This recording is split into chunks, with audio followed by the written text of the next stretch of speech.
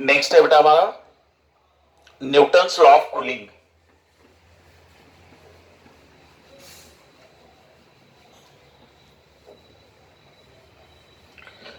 Simple format में ले लेते हैं, डेरिवेशन के पीछे नहीं जाते हम लोग, कि rate of loss of heat, rate of loss of heat या तो रेट ऑफ कूलिंग, ठीक है ना, बॉडी कितनी कूल होते जा रही है, rate of loss of heat या rate of cooling is directly proportional to the excess of temperature of the body over its surrounding. इसका मतलब यह हुआ कि अगर कोई बॉडी का टेम्परेचर थीटा है और सराउंडिंग का टेम्परेचर थीटा नॉट गिवन है, ठीक है ना, जैसे इसका टेम्परेचर मान लो 100, इसका टेम्परेचर मान लो 30, तो डिफरेंस कितने का हुआ 70 का।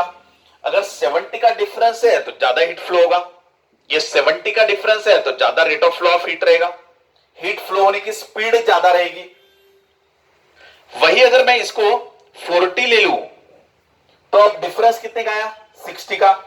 थीटा बोले तो यहां का टेम्परेचर 100, थीटा नॉट यानी सराउंडिंग का टेम्परेचर दैट इज 40, ये हो गया टेम्परेचर ऑफ बॉडी, ये हो गया टेम्परेचर ऑफ सराउंडिंग, दोनों का डिफरेंस कितना आ गया 60। तो rate of flow of heat कम हो जाएगा, यानी बॉडी को ठंडे होने की स्पीड कम हो जाएगी आपकी।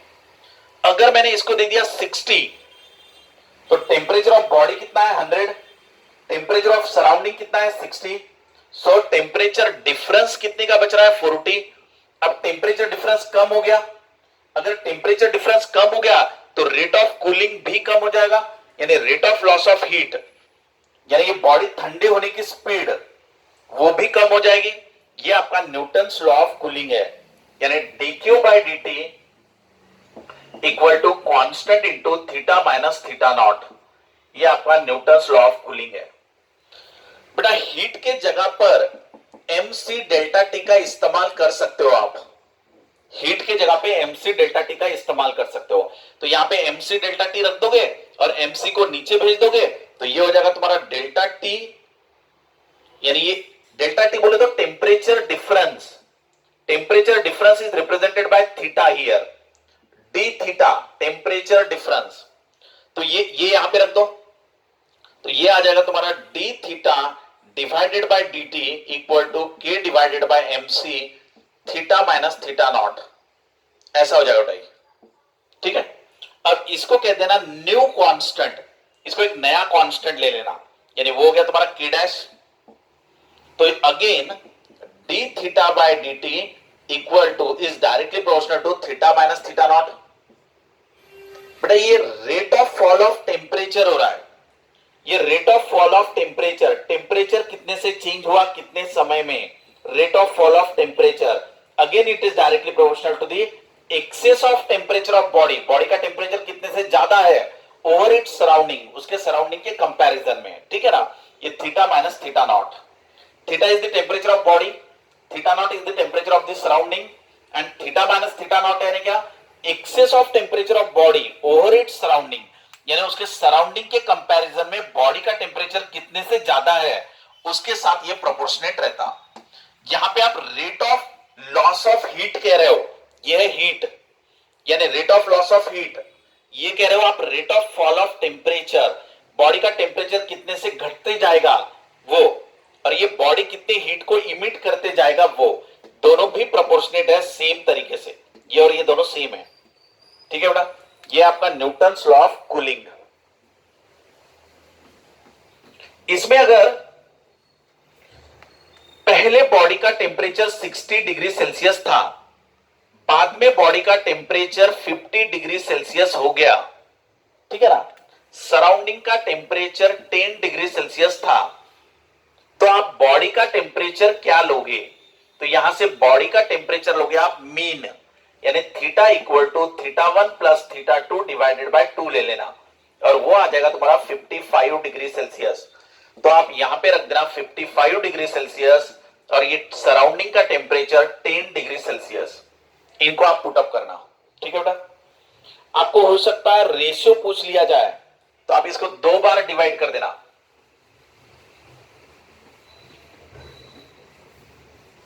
कुछ न्यूमेरिकल्स में ये भी रह सकता है, dq dq by dt divided by dq by dt, या तो temperature d theta by dt, ये थीटा माइनस थीटा नॉट, ये थीटा माइनस थीटा नॉट, ये 1 के लिए, ये 2 के लिए, ये 1 के लिए, ये 2 के लिए, ऐसा रेशियो वाला भी न्यूमेरिकल आपको सॉल्व करना रहेगा।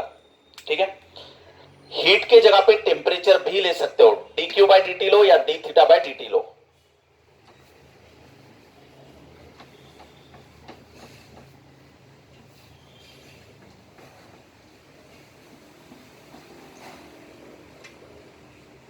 नेक्स्ट पॉइंट बेटा, अभी आपका विंस डिस्प्लेसमेंट लॉ क्या है? अगर कोई बॉडी टी टेम्परेचर पे ली गई, ठीक है ना, तो इससे अलग अलग वेव्स बाहर निकलती है। ये देखो बेटा, कोई भी बॉडी किसी भी टेम्परेचर पे किसी भी वेवलेंथ को इमिट कर सकता है, छोटी बड़ी, उससे बड़ी, उससे बड़ी। ठीक है, अब देखो बेटा, इसमें विंस लॉ का क्या कहना है कि अगर ये बॉडी इस वेवलेंथ को सबसे ज्यादा इमिट कर रहा है, कौन सी, ये वाली वेवलेंथ को, सो ये कहलाएगा लैम्डा मैक्स। लैम्डा मैक्स यानी T1 टेम्परेचर पे बॉडी इस वेव को सबसे ज्यादा इमिट करता है। इनकी वेव्स कम है, इसकी वेव्स कम है, इसकी वेव्स कम है, लेकिन ये वाले वेव सबसे ज्यादा है। ये लैम्डा मैक्स 1 कह दो इसको, लैम्डा मैक्स 1। अब अगर बॉडी का टेम्परेचर बढ़ा दिया जाए, टेम्परेचर इंक्रीज, ये वाला टेम्परेचर कम था, ये T2, अब मैंने टेम्परेचर को बढ़ा दिया, तो इससे छोटी वेव ये है, तो ये छोटी वेव वाला ज्यादा इमिट करेगा, ये ऐसे। इसके कंपैरिजन में ये वाला नहीं करेगा। इधर देखो ना, ऐसे हो रहा है। अब अगर मैंने टेम्परेचर T3 और भी ज्यादा कर दिया, तो वो इस वेव को ज्यादा इमिट करेगा, इस वेव को कम रखेगा, इसको भी कम रखेगा और इसको भी कम रखेगा। यानी ये हुआ लैम्डा मैक्स, यानी wavelength which carries the maximum energy, ये लैम्डा मैक्स यानी wavelength which carries the maximum energy. इनमें से मैक्सिमम एनर्जी को ये वाला कैरी करेगा, ये मैक्सिमम एनर्जी को यहां पे ये कैरी करेगा, मैक्सिमम एनर्जी को ये कैरी करेगा। ये पूरा experimental observation wins displacement law ने लिया, विंस डिस्प्लेसमेंट लॉ। सो विंस डिस्प्लेसमेंट लॉ का ऑब्जर्वेशन समझ लो। पहला पॉइंट, कोई भी बॉडी किसी भी टेम्परेचर पे अलग अलग वेव्स को इमिट करता है, जैसे छोटी वेव, बड़ी वेव, उससे भी बड़ी वेव। आप कोई भी बॉडी किसी भी टेम्परेचर पे लो, वो हर एक वेवलेंथ को इमिट कर रहा है, ठीक है। लेकिन एक चीज ऑब्जर्व करो, कम टेम्परेचर पे रहा तो जो ज्यादा हीट करने वाली वेवलेंथ है वो ये है, बड़ी है। टेम्परेचर कम तो लैम्डा मैक्स की वैल्यू ज्यादा। लैम्डा मैक्स का मतलब मैक्सिमम वेवलेंथ नहीं है, लैम्डा मैक्स का मतलब मैक्सिमम वेवलेंथ नहीं है, इसका मतलब है विच कैरीज मैक्सिमम एनर्जी। ये सबसे ज्यादा एनर्जी को लेके जा रहा है। लैम्डा मैक्स का मतलब सबसे ज्यादा एनर्जी को ले जाने वाली ये वेव। यहां पर आप देख लो, सबसे ज्यादा एनर्जी को कौन लेके जा रहा है, ये लेके जा रहा है, क्योंकि इसके बहुत से वेव्स है। सो मैक्सिमम एनर्जी को कैरी करने वाली wavelength, that is lambda max, ये 3, ये लैम्डा मैक्स 2, ठीक है बेटा। टेम्परेचर को बढ़ाया, टेम्परेचर को बढ़ाया तो लैम्डा मैक्स घटा, तो यहां से आपका लॉ क्या बना कि lambda max is inversely proportional to the temperature of body, absolute temperature of body. Therefore, lambda max into temperature equal to constant. ये आपका लॉ बना। B is Wiens displacement constant. Clear बेटा इतना? ये लॉ समझ में आया सबको?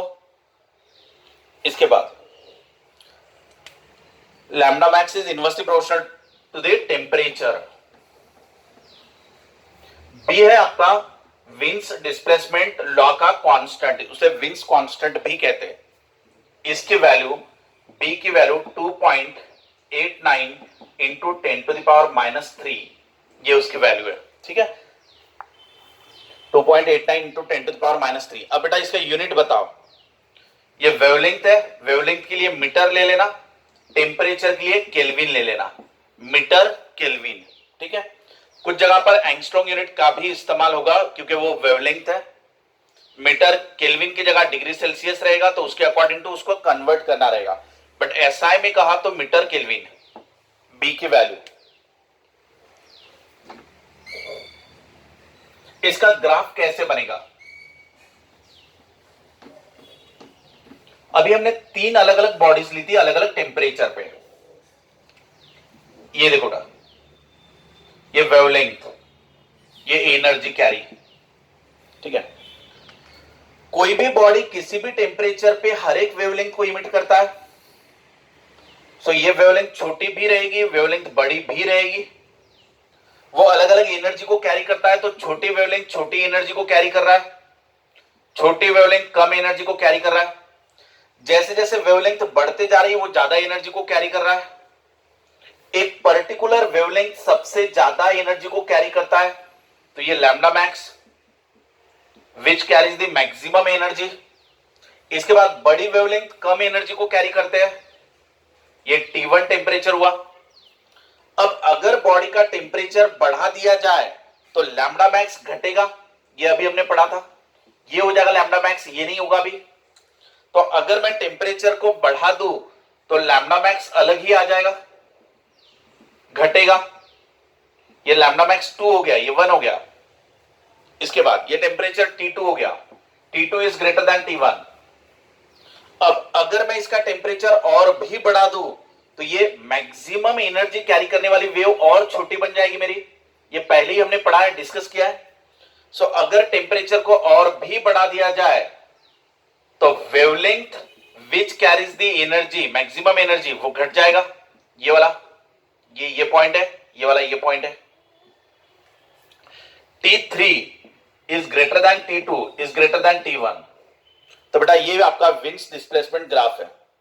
यहां समझ में आ जाता कि टेम्परेचर बढ़ेगा तो जिसका टेम्परेचर बढ़ रहा है वो वेवलेंथ छोटी है, इनवर्स रिलेशन है।